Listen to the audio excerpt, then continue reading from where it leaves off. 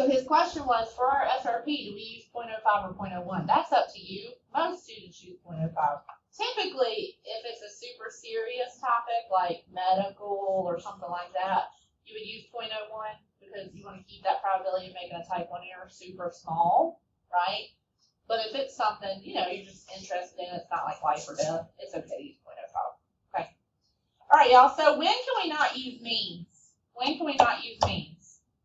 Well, means and standard deviation, we can use that if we have random, if we have normal, and we have independent, right?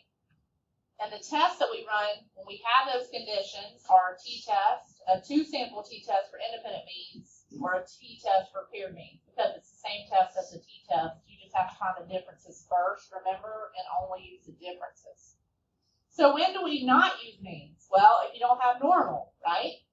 You still need random, you still need independent, but if it's not normal, then you report out your median and the IQR. Or if it's two data sets, medians, IQRs.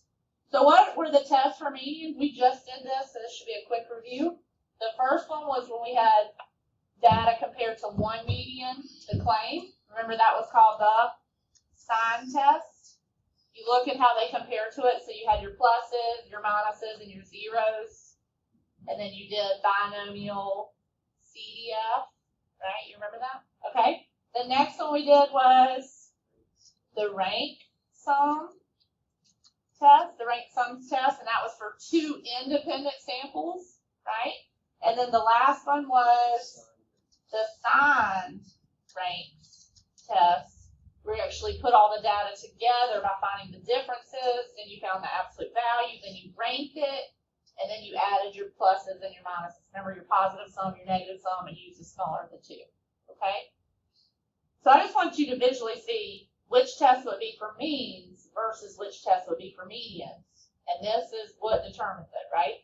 You can't get normality by either a large enough sample or to be able to use central limit theorem, or that your probability plot is normal. If you can't do that, then you got to switch to these tests, okay? Everybody good? Okay. So when do we do this? Well, here's the data collection for the means. The graph starts the same, but which test would you choose? So if you look at the probability plot compared to the graph, what type of test would you run for this one? For the first pair, what would you report out? What type of test? Look at the distribution. Look at the probability plot. Yes, I would report out mean or means, right? And standard deviation. Because we have normal, right? It's normal, so you do a t-test or a two-sample t-test, right? Okay, second paragraphs. Look at the data distribution.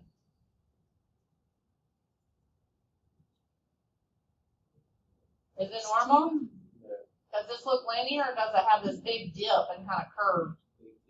Yeah, it's kind of curved. So for this one, we would report out medians and IQR. Now, if you have two independent, if one of them fails, you can't compare a mean to a median. So if one of them fails, you automatically have to go to median and IQR. Okay? You see what I'm saying? You can't compare a mean to a median. That doesn't work. So you got to be consistent. So if one of them fails your linear probability plot, but the other one passes, you can either try to get another sample to see if it would be linear, or you can just switch to running medians. Okay? All right, so medians and IQR, and you would run a sign test if it was just one data set to a claim. Okay? If it's not, you would figure out if it's paired data versus independent. All right? And then the last one, is it normal? Is it linear? No. So again, you would run medians and IQR and do a sign test if it's something to a claim. If it's two to one another, you would either do rank sums test if they're independent, or assign rank if they're dependent. Okay? Questions on that? All right, this doesn't have a lot for you to fill in, but I just need you to pay attention. Stay with me. Everybody good? Okay. I just copy and pasted everybody. You gotta learn to work the keyboard. Control C, Control V, or Command if you're on Mac. All right. Here's an example, everybody. It says the following graph comes from a report on the average cost of attendance at colleges across the country. This includes tuition, fees, room, and board. I am interested in knowing if it is a true reflection of the average cost at colleges across the state of Virginia. So it says private colleges cost on average $57,570. Public colleges in state cost $27,940. Out of state costs $45,240. You understand how to interpret this graph? This is real. I've had people that see a graphic and they're like, I don't know if that's true. So then they want to compare to it, okay? So here's some data in thousands of dollars for some universities in our state, okay? So if you live in state, we're going to compare these data values to what up here? To which one? Yeah, so 27. Are these private universities? No, these are public colleges, so we would compare to the 27,000, okay? So if you look, here's a histogram. What do you think? Normal? No. So now I'm going to run the probability plot. Is that linear? No, it doesn't look very good, does it? Kind of looks really kind of curved, doesn't it? So because of that, not really going to work. So we need to make a box plot. Okay, I wanted to review this with you. We haven't done that in a while, okay? So get this data up here. You don't necessarily need the colleges. We don't care right now about that. So I'm going to Control C. I'm going to go to my Excel file. I'm going to make a new sheet at the bottom. And I'm going to paste my data. It's going to yell at me because I highlighted way. Okay. Now, once you have all this data, you can highlight it. Go to Insert, Charts, All Charts, and we're going to choose Box and Whisker. Box and Whisker, okay? Click OK. Now, here's why I wanted to show you this. Super important. Number one, do you need this one across the bottom? No, that's terrible. Get rid of it. The other thing, do you need to start at 0? You actually don't have to start at 0 on these because you're not skewing the data if you actually change it to start at maybe 20,000, right? Right? So the way you do that, click. I found it. I can't remember what I did. I think it's over here. Oh. I can't remember. Sorry, y'all. Hold on. I had to play around with it. There it is. See, when you click on your axis over here, it brings this up over here. And then it says axis options. Change the minimum to maybe what? You want to do 18,000? Maybe not 20. 18,000. How do you get to show all the charts? Yeah, I don't see the box and whisker. Yeah, box and Like, whisker. you know how you click on the little thing on this Yeah, one? on the drop They don't down. have a little drop She doesn't have the little drop down on that. On the Mac, it's I think after today, when y'all come in, I'm just gonna have the 3 of y'all sit together, 4 of y'all, whoever's on a Mac, I'm gonna have you sit together. insert, and then you see recommended charts, the big one.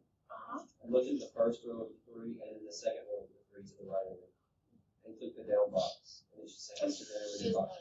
You said the first or the second one was what? I was gonna Oh, I say. found it actually. I looked at it. Okay. Hey y'all, everybody watch.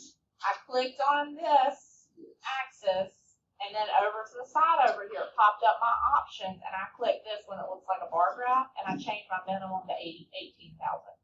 Now, are you okay with it going up to 40,000? No, you want to change it to 38 maybe? 38,000. A little more. I think it's good. I mean, because it zoomed it in. I just didn't want it to start at 0, right? Because it had all that empty space. What does this little dot mean? There's a outlier. Now, another beautiful thing is you can go to the plus right here or up here. Everybody stay with me, please. You go to the plus or you can go to add chart element and you can add data labels. Then you can choose left, right, top, bottom. I normally choose right. I don't know. But when you do that, they're tiny. So then I like to make them a little bigger. And And I also like to click on the one that's the mean. Everybody knows that's the mean in there, right? And I like to change the color because I can't really see it. And there you go. Now, if you were presenting, should you have a little teeny tiny box plot? No. You make it big, it should almost take up the entire slide. Seriously. The other thing we need to add, we're going to go to our chart design up here. And I'm going to add element, and I need a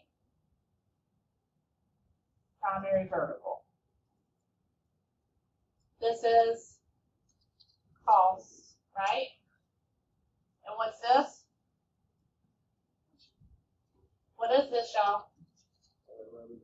Tuition cost for Virginia. Yeah, I like that you said public. That's nice. For public. Oh, can't spell today. Public colleges in Virginia. Okay? Once you have it, put it in our Word document, okay? Which axis title we added? I added the vertical axis title. Okay? And what did we call it? And I called it cost. I just put cost. Everybody good? All right, save your file, okay?